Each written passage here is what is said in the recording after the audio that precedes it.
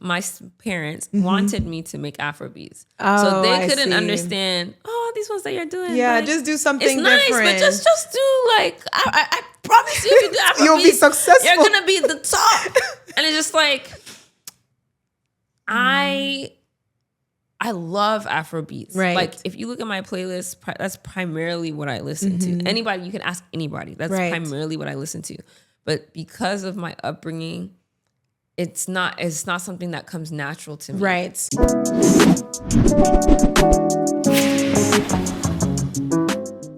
Those plans that you had made for so long. Completely derailed. I'm like, we're talking about plans that I've been making my entire life.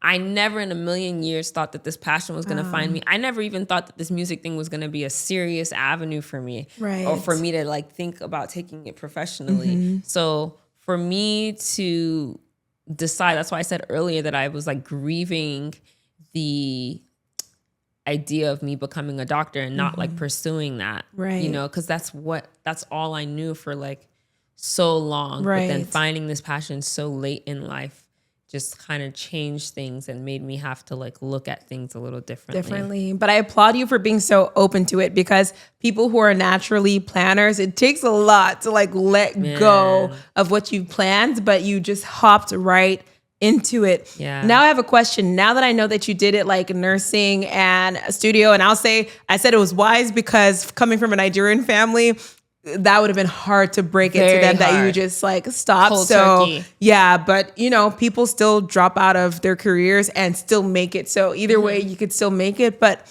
how did you do it energetically wise? Because at least for most nursing, like my mom was into nursing, so her shifts would be like 12 plus hours. How were you able to maintain energy of working your nursing job, but also making time for the studio, because you were in the studio for you to be able to release that quickly?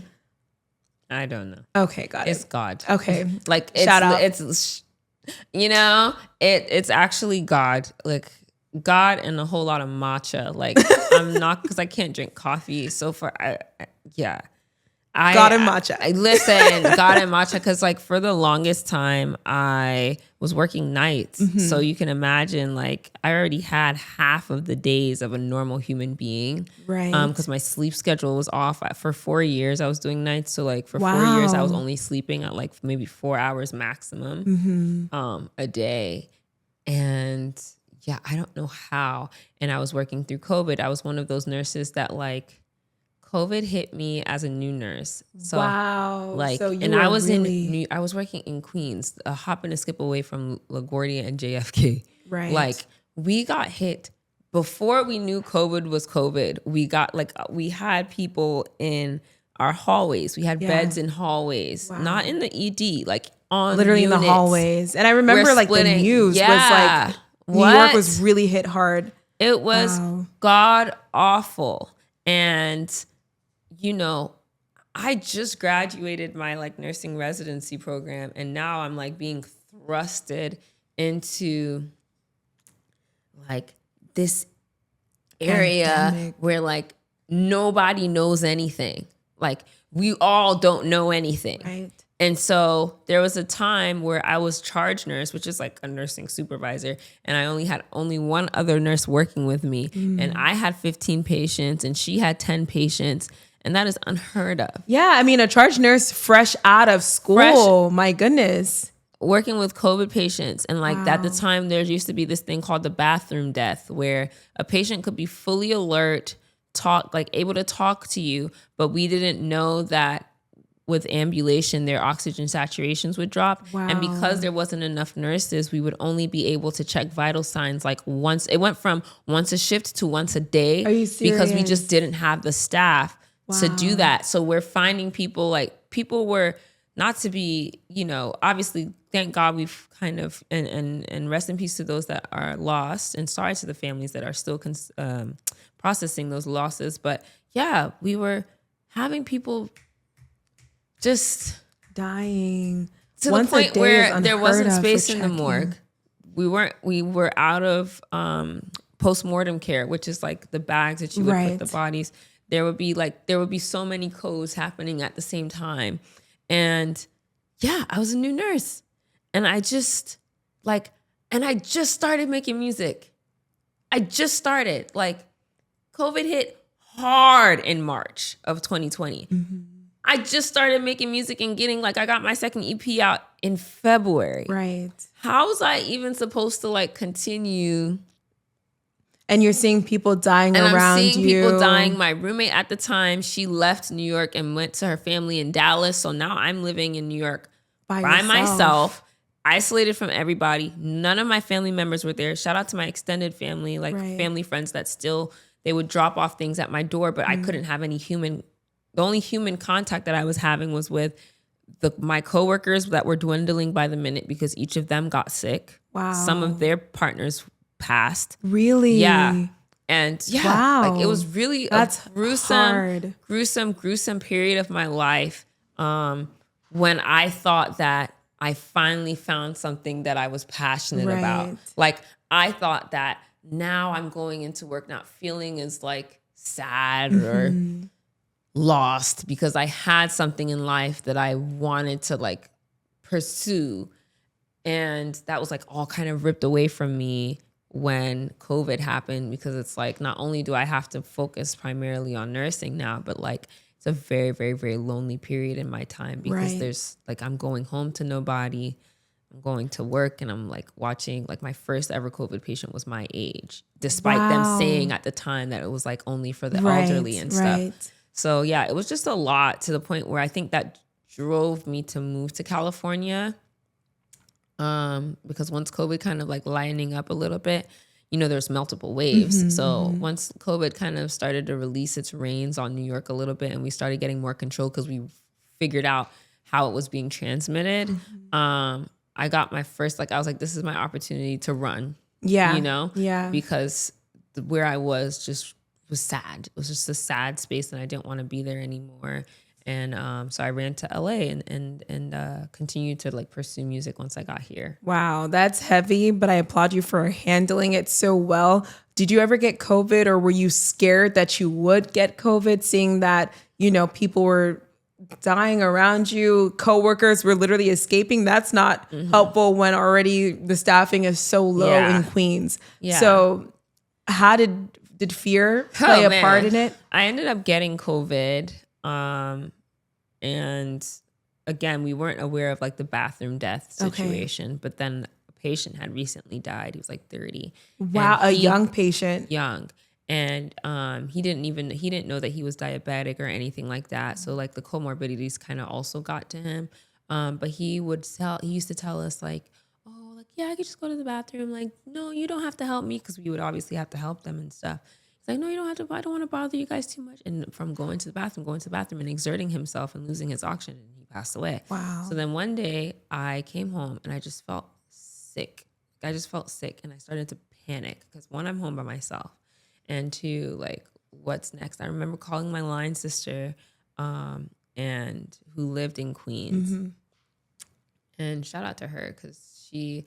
Like, I was like, I have to go to the emergency room. Like, I don't know what's wrong. Like, I think that day I had went grocery shopping and I just felt super lightheaded. And like, I was just scared. I started panicking. Like, I was just terrified because I was like, I'm feeling lightheaded. I'm feeling dizzy. I'm having diarrhea. I'm like having all of these symptoms and I don't know what's going on. And I'm like out of breath and I already have asthma. So she's like, okay, let's take you to the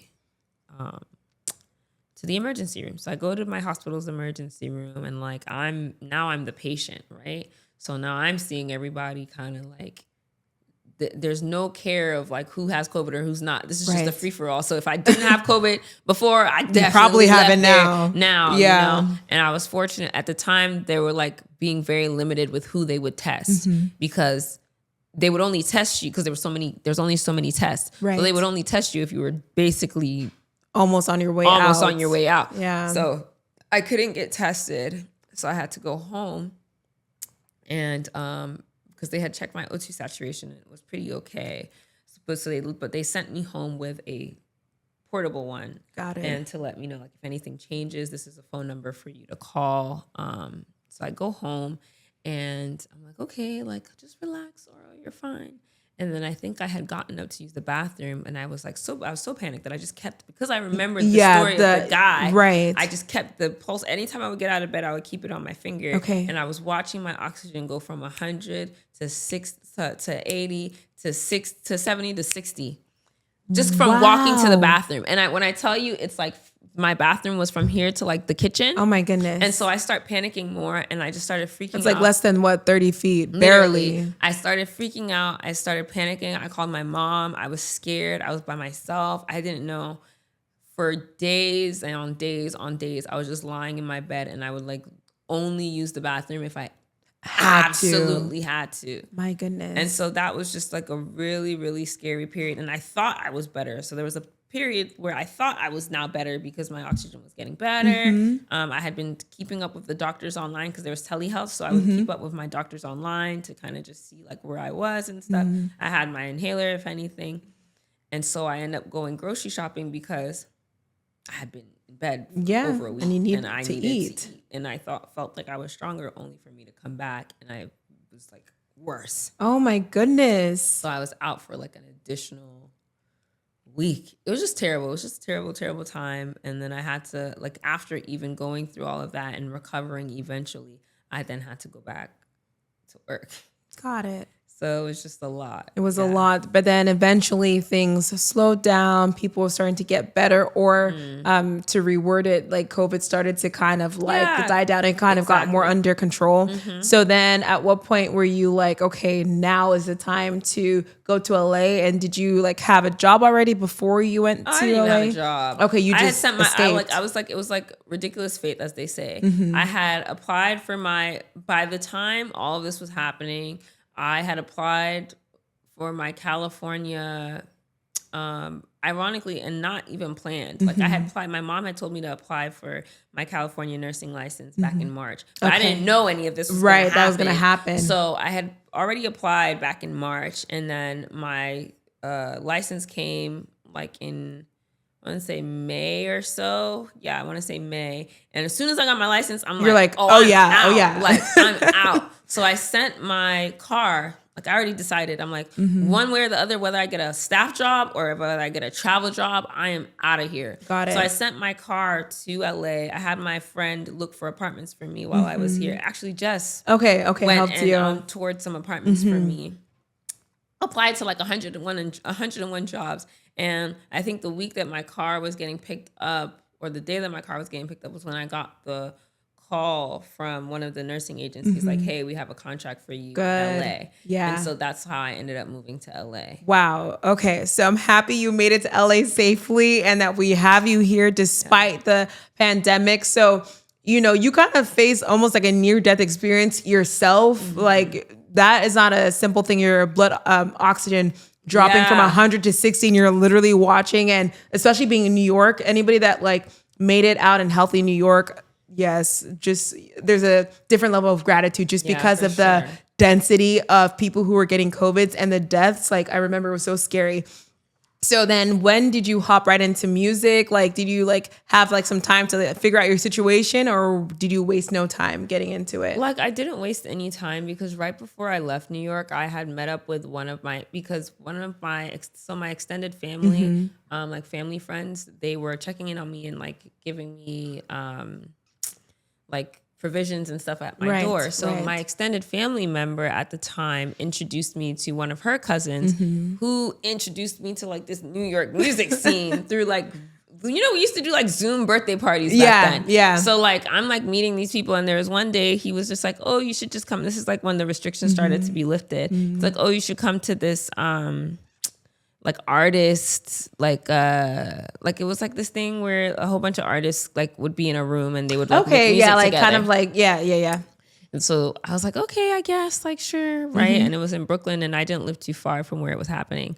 So I ended up going, but at this time I think I had already decided like I wanted to move. But I ended up going, and I ended up making this really good song with these group of people, and I was like, okay, like I'm back in my groove of like wanting to pursue music. This again. is before you moved? This is before I moved. Literally like maybe a week or 3 or so weeks. Not too many weeks. I remember because once we made that song, I wanted to put the song out. So I remember hitting them up, and we actually shot the music video on my last day. Like, yeah, I shot like 3 music videos right before I left, on the week that I left. One thing about you is you're going to get something done. Listen, we were in my empty ass apartment because I had been packing up my apartment ready to go. So like the music video you can see is just a couch here. Like it's very empty. Yeah. We shot it in my apartment at the time because I was just like, okay, I'm just going to make the most of this.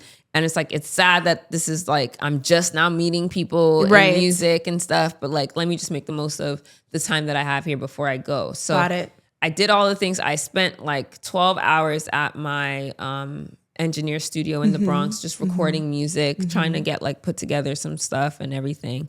And he helped me try to figure out like what studios I could go to in LA. Right. And then I moved to LA and I started working, but I couldn't find a studio for the longest. So then I just got really discouraged for a while, honestly. Yeah. I wasn't into music for a minute when I got here. I was just working. Then the second wave came and I was oh my gosh, working.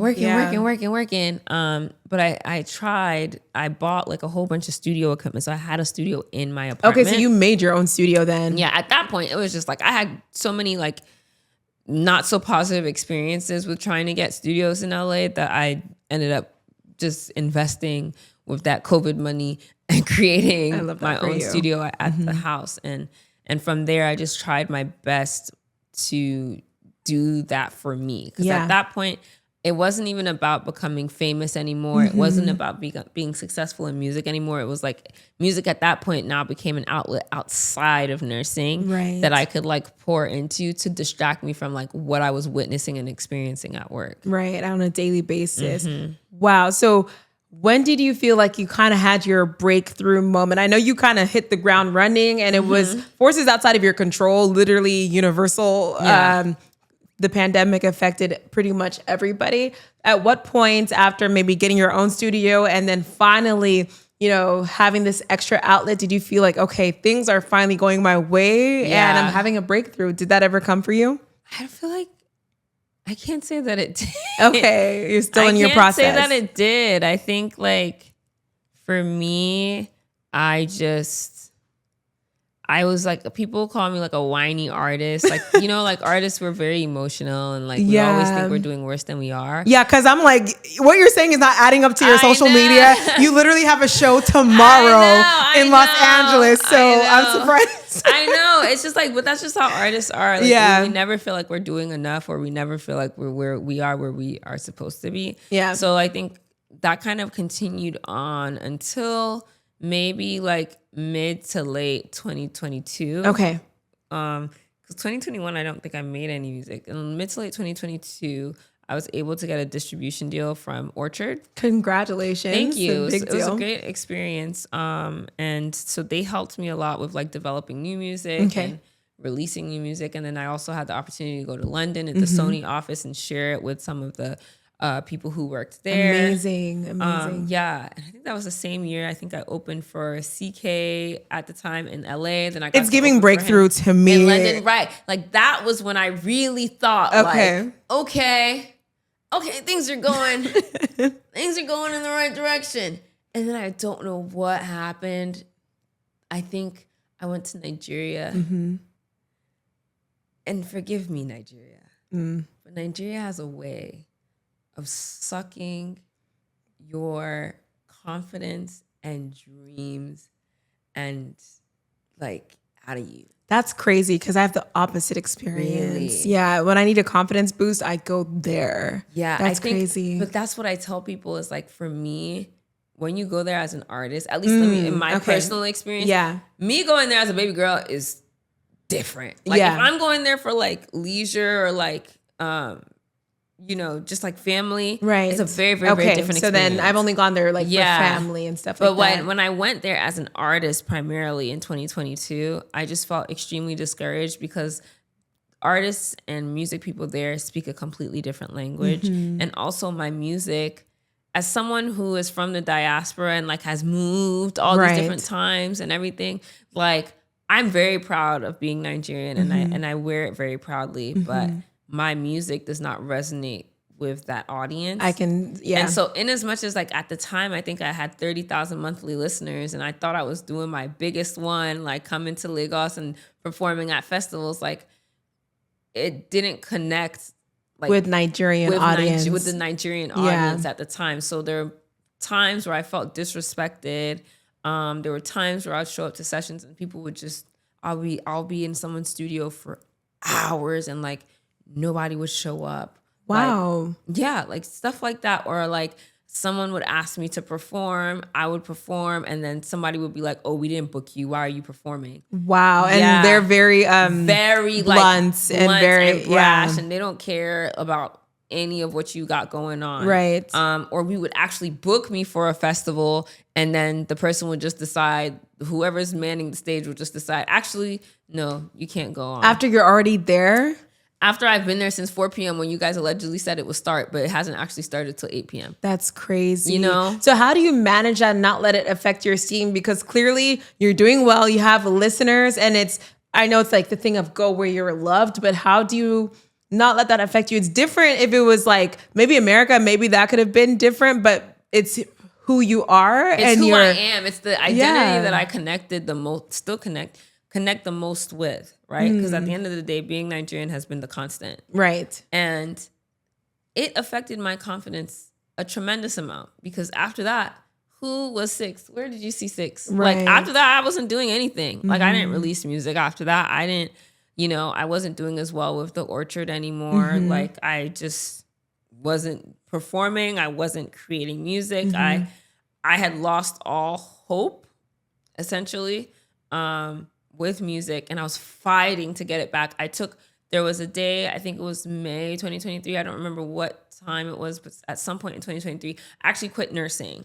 Wow. Yeah, I quit nursing because I was like, okay, maybe it's the nursing that's distracting me. Maybe this. Okay, you're trying to figure out what was I have a video you. of me being like, this is my last day being a nurse. Like literally, I thought this was going to be like, I was like, okay, let me try. But I just was not performing. I was, during that time that I wasn't working, I was in bed sulking. Oh my goodness. Just not being able to like push myself.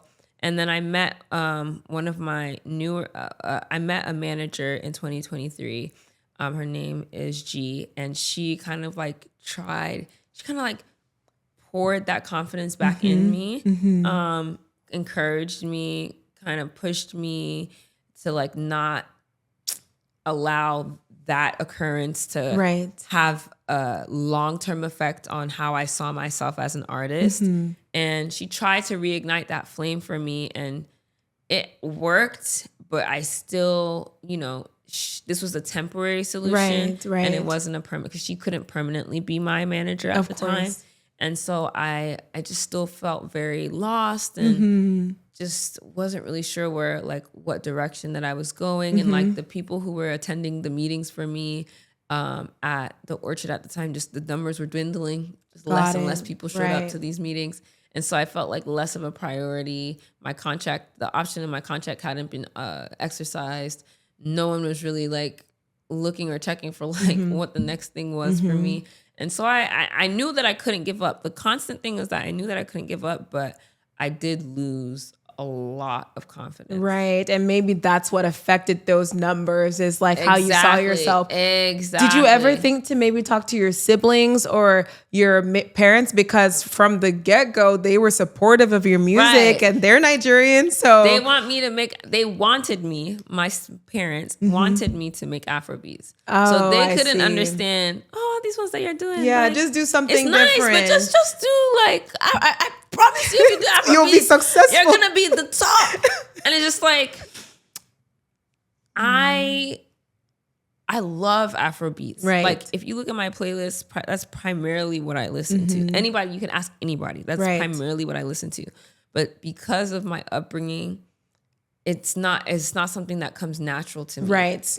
Like ATL, London, it's very different. It's very different. Like it's not something that comes natural to me. It's not like when I make music, that's not the sound that comes out of me. Right. And so I knew I couldn't do it. So I was just like, okay, what's the point? If every time I'm telling you, I'm feeling sad about music, you're telling me, go and make Afrobeats. Like, because they don't see the connection to your identity. So at what point have you gotten your spark back, or are you still working through that? Because, you know, I think what it is, it's not that you don't want to just change a genre. It's just what comes out of you. So that's an identity thing. So have you figured that out? Oh, 100%. Okay. I feel like now I figured it out. I feel like I'm cosmopolitan. Okay. Like, and so I have a cosmopolitan sound with like bass and hip hop and rap. Because what I realized very recently, so to touch on it, my current manager, Max, he sent me a DM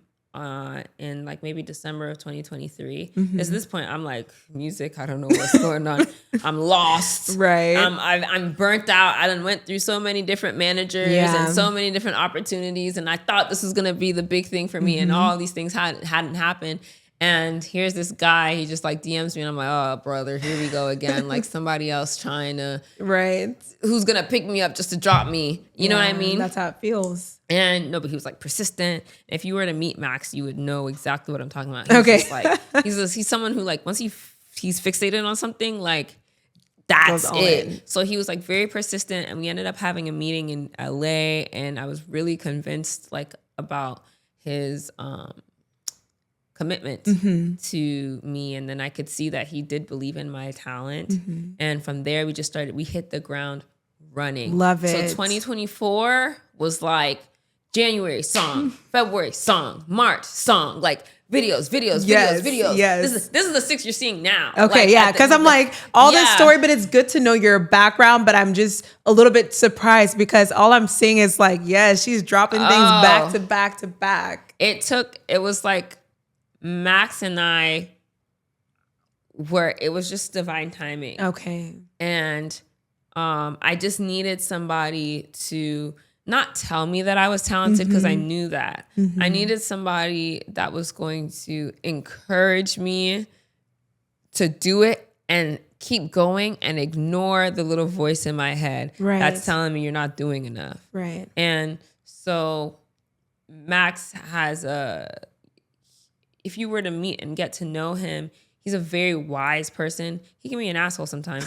Sorry. But like, he's a very wise person who's had a lot of life experience that kind of like helped me. And he's older than me. Okay. So it has helped me guide my steps in music so far. And I think that's why we've grown so fast. Right. And like, that's why we've gone in the direction that we're going. And that's why we're able to continue and do these things. You know, I think the only thing that kind of derailed that path for us was when I lost my grandmother last year, because my grandmother was like a second mother to me, and she was who I essentially did everything for, because I've always just wanted to pay her back for the life that she's provided for me and all these things. And all of the hitting the ground running kind of took a pause, but we're kind of back to reclaiming that time and reclaiming that space. And in the beginning of 2025, when I was able to finally lay my grandmother to rest in December, we made a commitment to each other that, hey, we're going to figure it out. We're going to figure out who you are. We're going to figure out what you want to do. And we're going to figure out what message you're trying to send to everybody. Right. And that's when I feel like I found my sound, because the base of it all is I am a lyricist. Yeah. I like to paint stories, and I like to paint pictures for the audience to kind of like not only experience audio, but like be able to imagine like a visual experience based off of the words and the lyrics that I am expressing. And if that's the base, then the sound can be whatever. Like the beat can be whatever. And one thing I always kind of go back to is moments in my lifetime where music made me feel the happiest or the most at home. Yeah. And it reminds me of being in London between the ages of like 5 and 8. And at the time, my uncles were rappers, and they would play like hip hop, and they would bring CDs back from Nigeria and play Afro beats. And and then there was obviously the UK like garage music scene at the time. And pop, like the Kylie Minogue, the S Club 7, like that was the most like involved I was in music. And so a lot of those influences I feel heavily influenced my sound today, because we were listening to the Missy Elliott's, the Eves, the Mysticals, In Turn, P Square, D'banj, Yes. Wande Cole. You know what I mean? All the classics. All of those things. And when the common denominator in all of those people's beats or production is unexpected music with lyrics and vibes that make the listener feel something. Yeah. And so that's kind of like what I wanted to translate into my sound now, because I can't say that I'm this down south rapper. I can't say that I'm this UK rapper. I can't say that I'm this, Afro or Alta rapper. But what I can say is that lyrically, I want to create an experience for people. Right. And sonically, I want something that sounds like it could be from anywhere. And anybody can enjoy it. And anybody can enjoy it. I love that. So it seems that like not only meeting Max, which is like just the power of meeting the right people at the right time, but then finding your purpose of the why. Why do I want to do this? What message do I want to get across? And what do I want to be remembered for is kind of what brought you back in. And the reason I just wanted to spell that out is because there's a lot of people right now who feel lost and they don't know how to get themselves back up. So just maybe by thinking about purpose, and I'll listen to this whenever I feel down, it's just like, remember your purpose, remember your why. And I like that you thought of the stuff that brought you joy. Yeah. That's like a really powerful, because then, similar to how you got into music, it came because when you were on that trap karaoke stage, you felt alive, you felt joyful. So leaning into those things that give you life. And what's so funny is that people would be thinking that you'd be extra tired because you're expending energy, but it shows you that when you're spending energy in the right places, that's actually what fills you. Exactly to a T. And like I said, I've been doing a lot of identity work. I said we talked a little bit about this off camera, but I've been doing a lot of identity work with my therapist, and that was something that she has shared with me that has resonated with me the most. When I was having an issue, because earlier this year, when I was trying to figure out this whole Six versus Oro thing, one of the crises that I was having was like, Six is a completely different detached person and Oro is a completely different detached person, and neither of these people exist at the same time. So which one is it? This one appeases this group of people, this one appeases that group of people, but I can't say confidently that there's a version of myself that's for me. Right. And I was struggling with it. Yeah, I was struggling with it a lot. To the point where I had 2 separate Instagrams. I still do. But like I had a just Oro Instagram and then I had a Six Set Instagram because I really believe. Because it's different. I will say, like Oro and like Six as an artist are very different. It is hard to bridge the gap. Even like I would understand where you're coming from. Exactly. Yeah. So when we did the identity work, and we're still doing the identity work, one thing that always, like in the very, very beginning of us getting there, she would say, okay, where, who, and what are you doing when you just feel comfortable and happy? And like, what are you wearing when you feel comfortable and happy? Let's start there. Right. And then, because at first I was like, I don't even know what kind of clothes I like. I don't even know. I was like, I don't know what part of me is me. Like, do I blame you? You moved around so much, even as a child. So you were always constantly adapting. Literally. And because of like me constantly adapting, I had a lot of doubts about what actually was built from me versus like my need to adapt. Right. And so, but when it felt like it was something that felt so profound when she said it, but it's so simple. Yeah. Like, and I started to think of like, okay, I feel the most confident in these clothes. I feel the happiest when I'm listening to this type of music or when I'm making this type of music. Because before we did that identity work, my previous EP, Outside, the first Outside EP, when you listen to it, it's like I'm pulling from, like, I have a down south song, and then I have an Afrobeat song, and then I have a UK song, like UK garage song, and I have all of these things because I wanted to show everyone these different parts of me, right? But then it wasn't really authentic to self. It was just me trying to be like, oh, I'm from this. I can do this. I can do this. I can do this. I can do this.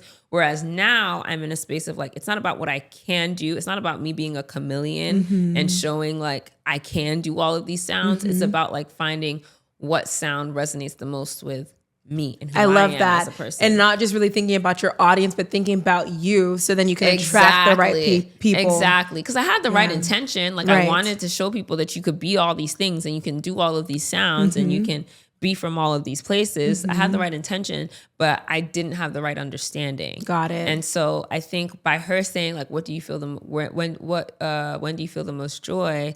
And like realizing like, actually, when I make this type of music, this makes me feel the best, or it's even easier for this type of song to like be made because this is how I feel when I'm making it. Right. You know, like you said, the energy that you expound when you're doing something that you love doesn't feel like strenuous. Right. And so that's what I had to, and I continue to kind of like dive into today. So flash forward to today, you have a new single coming out. So how has all of this like history and work, how is that reflected in that sound? Well, it's just like, I feel like the song is called Butter and Bread. And it has like a lot of Afro-Caribbean influences, but the beat is very like different. Like it's very like, it's not dance hall. It's like very alternative. Yeah.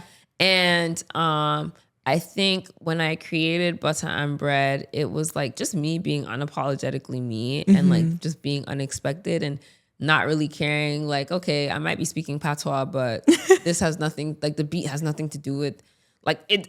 Things don't have to match. It's true. Like, you know what I mean? Things don't have to match. Things don't have to make sense. As long as you feel it. And in everything that I've been making up until this point, recently, at least this year, I've been very much in the moment, in the mind of feeling it. I want the listener to feel it. I love that. And so that's what Butter and Bread, when you listen to Butter and Bread, I think a lot of people's reactions is like they feel the song before they even know what I'm saying. I love that. Yeah. And that's how music, when I remember like music that like touches me the most is the stuff that I can feel. Music like that makes you want to close your eyes and just like get into it. Exactly. So I'm so excited. I'm so happy that you found yourself again, that you found your sound and that you're continuing to dive into those things because it's not easy. So again, I'm proud of you and I really applaud that you dig deep because, you know, in Nigerian culture now, thank goodness we're in 2025, so people are more open to therapy. But, you know, sometimes it's like, what, are you depressed? Please go outside, get some sun. Get some go exercise.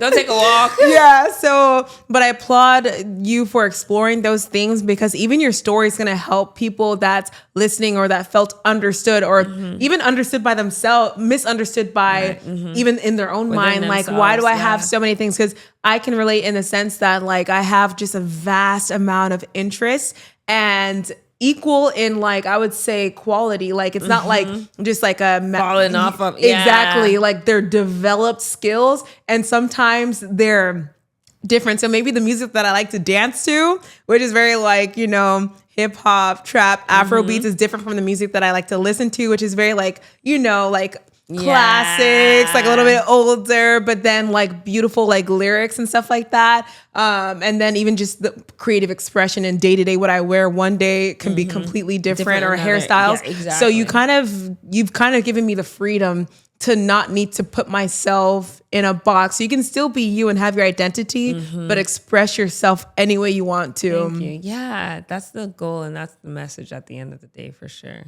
I love it. So we've come to the end of the podcast and at each end of the podcast, I always ask our end of podcast questions. So are you ready? Yeah. Okay.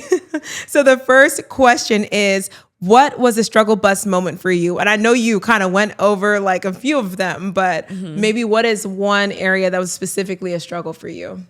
Yeah, I think for me, it was just like the fitting in. I think I still kind of go through that. And as much as like I can say like I confidently express myself more now, fitting in is still something that has been a part of my life for so long that I still kind of struggle with. So I think that's like and the age of social media and comparison is still very prevalent. So yeah, like just like the idea of fitting in and trying to figure out, trying to like always just stay true to yourself at the end of the day. That's something that I feel like I kind of still struggle with. And that's honest. And I'm happy that you said that. Not happy that you go through it, but happy that you said it because, you know, even at our age, it's like, man, is it ever going to end? But it's just a process. And I applaud. And I think most artists, because you're built to stand out, it's hard to fit in. So trying to becoming more accepting of that fact. Yes. Oh my God. Yes, for sure. I love that.